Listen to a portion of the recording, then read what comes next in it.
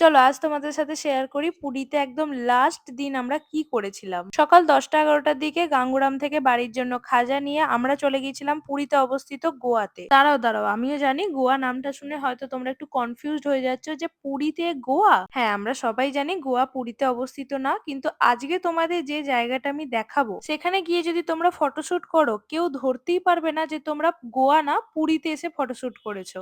এই জায়গাটা হচ্ছে পুরীতে অবস্থিত গোল্ডেন বিচ, আর এই গোল্ডেন বিচের একটা নিজস্ব স্পেশালিটি আছে। বিচটা ব্লু ফ্ল্যাগ সার্টিফাইড বিচ, আর এর কারণটা আমি যদিও বলে দিচ্ছি কিন্তু তোমরা এখানে গেলে ডিফারেন্সটা একদম ক্লিয়ারলি দেখতে পাবে। আদার্স যে বিচ গুলো আছে ওগুলোতে গেলে তোমরা অনেক নোংরা দেখতে পাবে, লাইক প্লাস্টিক পড়ে আছে বা স্বর্গদুয়ারের কাছটা অনেক ফুল পড়ে থাকে, বাট এই বিচটাকে এত ক্লিয়ার রাখা হয় যে আবর্জনা যদি সমুদ্রে জলের সাথেও আসে সেটাকেও ক্লিন করা হয়। আর যেহেতু এখানে টিকিট সিস্টেম আছে ঢোকার জন্য, তো এখানে পর্যটকও কম থাকে। এই গোল্ডেন বিচের একটা নিজস্ব রেস্টুরেন্টও আছে, নামটা আমি ভুলে গেছি, বাট তোমরা ওখানে গেলে দেখতে পাবে। দুটো কোল্ড কফি আর একটা হট কফি নেওয়া হয়েছিল, আমি আর আমার দুই দাদা গিয়েছিলাম। আর অ্যাম্বিয়েন্স তো তোমরা দেখতেই পাচ্ছ, আলাদা করে বলার কিছু নেই। আমরা ফিশ ফিঙ্গার নিয়েছিলাম, টেস্ট ওয়াইজ দারুণ ছিল খেতে।